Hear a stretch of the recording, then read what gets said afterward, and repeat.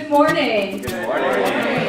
I really appreciate you all coming at 10 a.m. on a Saturday morning. It's a long honor to have the support of this club in many of my races. 2 years ago, I was proud to fight with you for Proposition W to make San Francisco the only city in the nation to make community college free for all San Francisco. In 2015, to pass one of the strongest tenant protection ordinances in the country, Eviction Protection 2.0, after which we have seen a decline in low-fault evictions and OMIs here in San Francisco, and worked with you to establish the very first transgender TLGB cultural social district in the Tenderloin and Mid-Market area, Compton's historic district. And my work has really singularly been about putting an economic lens on our policies and making sure that we are reinvesting in the very institutions that we've divested from, the production of affordable housing, healthcare, public education, and reinvesting in those institutions because we know that it benefits all of us and can help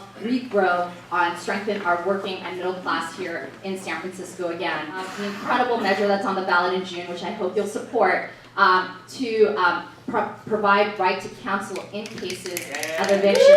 That is really my vision for the city, is reinvesting in public institutions and public infrastructure so that we can be a city that can be great for all of us. I have been a strong proponent of San Francisco as a sanctuary city since I was a youth organizer at Chinatown Community Development Center.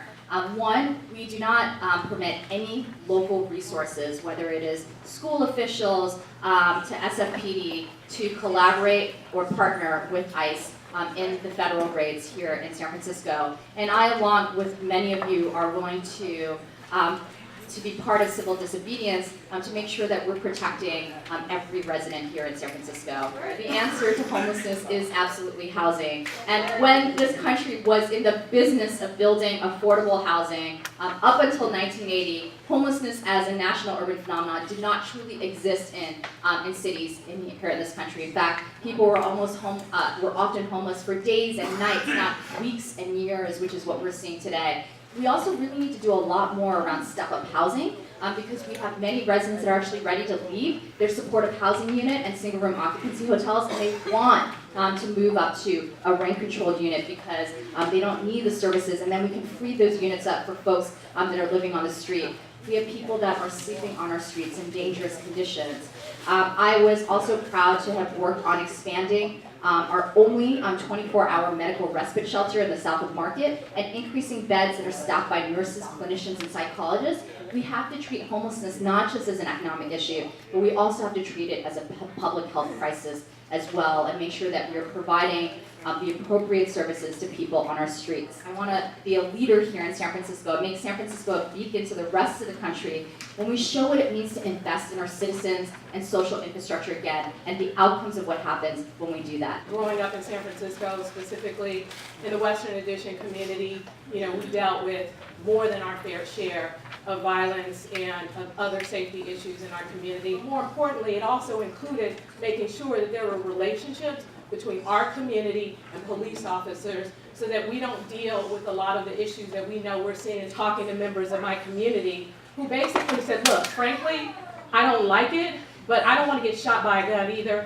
and I'd rather get tased, even though we know there are some serious issues with tasers. I'm supporting tasers, and I plan to do what I can to make sure that as mayor, there's robust oversight, there's a policy in place, and this ballot measure will make that impossible to regulate. My legislation focuses on individuals making up to a certain amount of money, up to about 120% AMI, and the ballot measure is just for everyone regardless of their income. And so I think that's the biggest difference. And I'm not opposed to the legislation. I haven't taken a position. I'm just torn on whether or not I want to support providing that, legal representation for everyone. People who are speaking for Midtown residents in most cases don't even live there. It's sad and it's a shame, and it's been used as a wedge issue for far too long. If you want the facts about Midtown, I have several residents of Midtown who can talk to any of you at any time. They're not comfortable with open forums talking to folks and explaining in a group like this, but if anyone wants to have a conversation with any of them, so be it. I have done right by Midtown, and I stand by everything I've done to support the residents of that community, including making sure not one of them is displaced. Not a single person has been evicted, number one. Number two, everyone has been given lifetime leases, whether they got into Midtown legally or not. Number three, no one pays more than 30% of their income in rent. I am proud and out of the closet as a queer, non-binary, bisexual candidate running for mayor. I am also the only candidate that is proud and out of the closet as a democratic socialist currently in this race. It shouldn't be about the personalities or the individuals, right?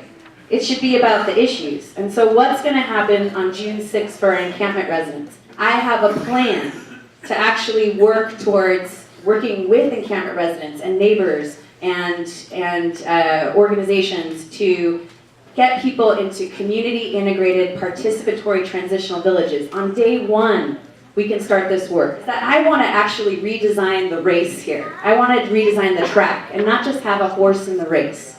I want us to be vote 1, 2, 3 for equity. So I'm really asking you to think about, let's get beyond this idea of having a horse in the race and let's focus on the issues. And so I'm working on right now doing actionable issues that on June 6th we can hit the ground running. We need to have actionable strategies, and I'm coming up with an outcomes tracker too, because guess what? We're going to do this dance again in a year. So I have a plan to get 1,000 people off the street in the first 3 months after the election. And the goal is to do community integrated transitional villages. There's supportive services. There's a transitional vocational coach. There's an empowerment organizer for the village residents there, and there's a community integration manager. I currently serve as a community integration manager for the village that we have piloted. I have so many things I want to do, but I also, if it's not me, I want to work with whoever becomes mayor to do this important work. 40 years ago, started my small business, a sign company, in 1978, and as the business grew, I gravitated toward community service, which overnight became public service when I was appointed to the Board of Supervisors in 1998. I'm very pleased that I was able to bring $70 million additional in stabilization funding to City College of San Francisco at the worst times of the accreditation crisis. I intend to shake things up because our crises of homelessness and housing affordability and availability are out of control. We need a mayor who's going to think big, reject cynicism, and demand results. We see so many people suffering with mental health and drug addiction issues on our streets. They should not be recycled through our criminal justice system, which is happening now. I authored the FAIR Campaign pledge to denounce, renounce, and reject all super PAC spending in this race. Been challenged on my endorsements, just not those two, over the years, and I acknowledge that. It has been my fashion to work across the aisle my entire time in public office, and so I work with folks who will work with me to get things done. My endorsements cross a wide range of individuals because those are people I have had success working with over the years and have endorsed me as well. I was early and consistent in my belief that no one running for mayor this year, including myself, should have been considered to be interim mayor for these months between now and June 5th. I think right now DPW is just giving, and we're not picking up the dirty needles. Our goal was to save lives.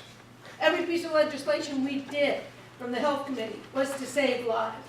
The concept that somebody goes to jail because they're sleeping in a doorway, they're covered with a cardboard box, or they're sitting or sleeping on a bench in a park, the concept that that person would then become a criminal because they don't go and respond to a bench warrant was unconscionable. Our new plan is called RAPID, which means you meet someone and within 48 hours of meeting that homeless person, they are in some kind of care that leads to transitory, that leads to permanent.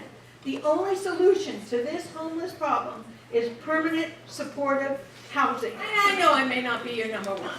Okay, but number two, you guys, come on. Number two, Angela Alioto.